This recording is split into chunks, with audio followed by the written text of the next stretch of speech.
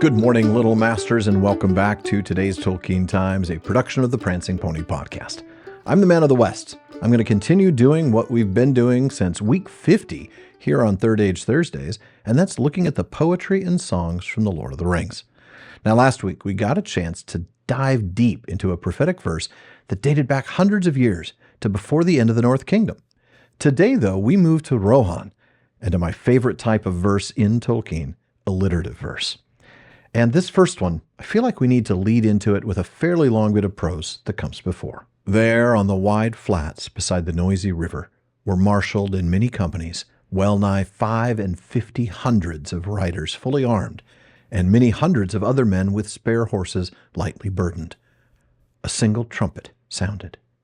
The king raised his hand, and then silently the host of the mark began to move. Foremost went 12 of the king's household men, riders of renown. Then the king followed with Eomer on his right. He had said farewell to Eowyn above in the hold, and the memory was grievous.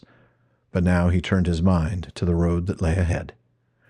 Behind him, Merry rode on Stibba with the errand riders of Gondor, and behind them again 12 more of the king's household. They passed down the long ranks of waiting men with stern and unmoved faces. But when they had come almost to the end of the line, one looked up, glancing keenly at the hobbit. A young man, Merry thought, as he returned the glance, less in height and girth than most. He caught the glint of clear gray eyes, and then he shivered, for it came suddenly to him that it was the face of one without hope, who goes in search of death.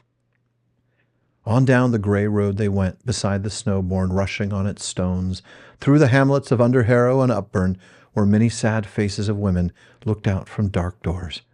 And so, without horn or harp or music of men's voices, the great ride into the east began, with which the songs of Rohan were busy for many long lives of men thereafter. From dark Dunharrow in the dim morning, with Thane and Captain rode Thengel's son. To Edoras he came, the ancient halls of the mark wardens mist enshrouded, golden timbers were in gloom mantled. Farewell he bade to his free people, hearth and high seat in the hallowed places, where long he had feasted ere the light faded. Forth rode the king, fear behind him, fate before him, fealty kept he. Oaths he had taken, all fulfilled them. Forth rode Theoden. 5 nights and days east and onward rode the Eorlingas through fold and fenmarch and the Firion wood. 6,000 spears to Sunlanding, Mundburg the mighty under Mindalluin, Sea King's city in the south kingdom, foe beleaguered, fire encircled. Doom drove them on, darkness took them, horse and horseman, hoof-beats afar sank into silence, so the songs tell us. Anybody who's listened to, well, just about any of the episodes of Season 5 of the Prancing Pony Podcast, where Sean and I covered Book 3 of The Lord of the Rings, will know that I love alliterative verse, and this is such a glorious example of it. Now, to dive deeper into this, I'll be leaning a bit on Skull and Hammond and their discussion of this poem in the Collected Poems box set, where this is number 169.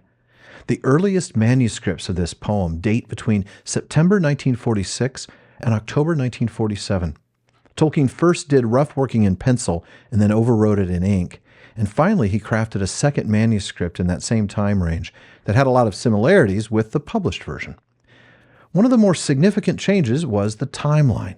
Originally, Tolkien had them writing 4 nights and days east, but changed that to 5 in the first typescript of the chapter, where the final version of this poem was accomplished. Now first, a few notes so that you can catch the details. We're reminded that Theoden is Thengel's son. Both names are Old English variants on prince or king. Mark wardens are, of course, the kings of the mark. They're the wardens, the ones responsible for the well-being of the realm of the mark. They reside in those ancient halls with golden timbers. That refers to Medgiseld with the golden pillars. The fealty that he owed was to Gondor, via an oath sworn by his forefather, Eorl the Young.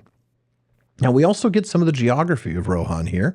The fold, and that's from Old English fold, meaning earth, land, or country, is the middle portion of Rohan where Edoras is, while the Fen March is a marshy or swampy area on the border, hence Fen plus March for boundary or border. And the Firian Wood is the forest around the Halafirian, the Holy Mountain, which is also Old English. Firian Wudu is mountain wood. Sunlanding is their name for Anorian, Old English for Sunland people. Mundberg is Minas Tirith, again Old English, this time for Guardian Fortress. But it's the ending that I want to draw your attention to. This reminds the reader, as if you didn't catch it earlier throughout, that this is all in the past tense. Theoden rode. Doom drove them on. Darkness took them. The hoofbeats sank. As Skull and Hammond point out, this poem was written long after the events of this chapter, even though we read it here as they set out.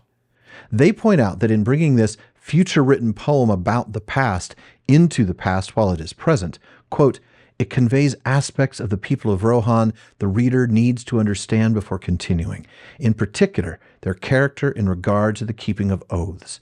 To them, even an ancient oath is an obligation. And then they add some primary world history, also worth considering. Britain had done much the same as a guarantor of the neutrality of Belgium and Luxembourg in the First World War, under a treaty agreed in 1839, and more recently in Tolkien's day, of Poland, when they were overrun by Germany in the Second World War. And they also point out, by the way, that this past tense implies a spoiler of sorts, that Theoden won't be coming back. Now, certainly the poet knows that as an historical truth. Hammond and Skull write, with an epic air, but no vain boasting of martial glory, it allows no uncertainty as to the outcome, with its many words and phrases indicating tragedy to come. Mist enshrouded, gloom, faded, fear, fate, doom, darkness. Yet it was not so to those who fought in the battle, and may be contrasted with Theoden's cry as the Rohirrim are to begin their charge into battle on the Pelennor fields. Now, of course, we talked about that moment, out of sequence, when we looked at both versions of Arise Now in week 79 last series. But there is a short epilogue to that Arise Now that we'll cover next week before we look at the Song of the Mounds of Mundberg. Folks, thank you for joining me for this week's Third Age Thursday. Come back tomorrow as we continue with First Age Fridays in the Aina Lindale. Check out patreon.com/Tolkien Times to learn how you can support the show, get an ad-free feed, join my content council, get a bonus episode every week, and more.